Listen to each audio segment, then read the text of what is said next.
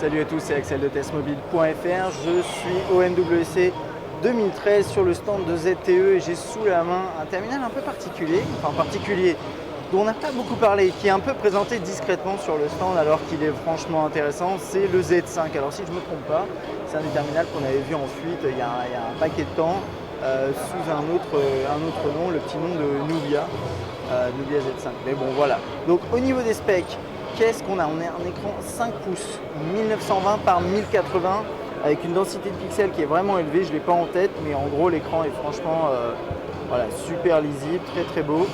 Rien à dire là-dessus. On a un appareil photo 13 mégapixels, un processeur quad-core dont j'ai pas la cadence sous les yeux. Il tourne sur Android Jelly Bean. Il a une batterie de 2300 mAh, 2 Go de RAM et 32 Go de mémoire interne.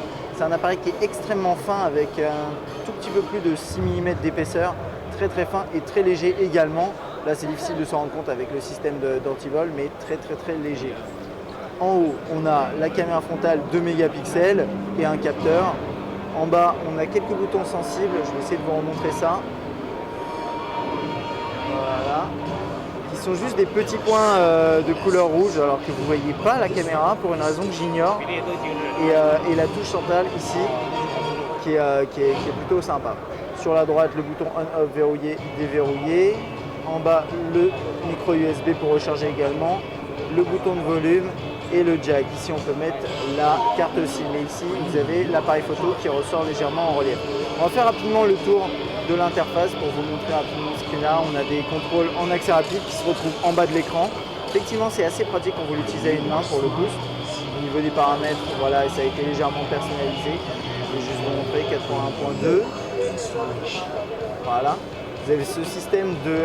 oula, c'est un peu particulier, mais ouais, ça m'a surpris. Mais c'est sympa.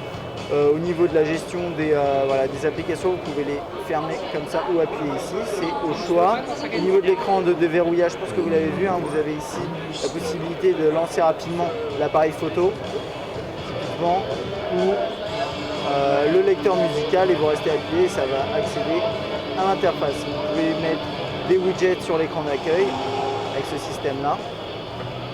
Voilà, ça c'est plutôt sympa. Vous avez la gestion des différents effets de rotation. Donc là, on a des effets un peu 3D comme ça, on peut le changer. Donc c'est plutôt réussi. Après, je vais vous montrer très rapidement au niveau de l'appareil photo, très rapidement. Voilà, vous avez cette interface qui est plutôt jolie. Ici, voilà les contacts. Ici. Alors au niveau du clavier, là à mon avis on sera sur un clavier. Ah non, on a un clavier QWERTY qui est plutôt sympa, ouais, plutôt sympa. Très fluide à l'utilisation et graphiquement parlant c'est franchement joli. On a les contacts dont je vous ai déjà parlé. Ça je sais pas ce que c'est.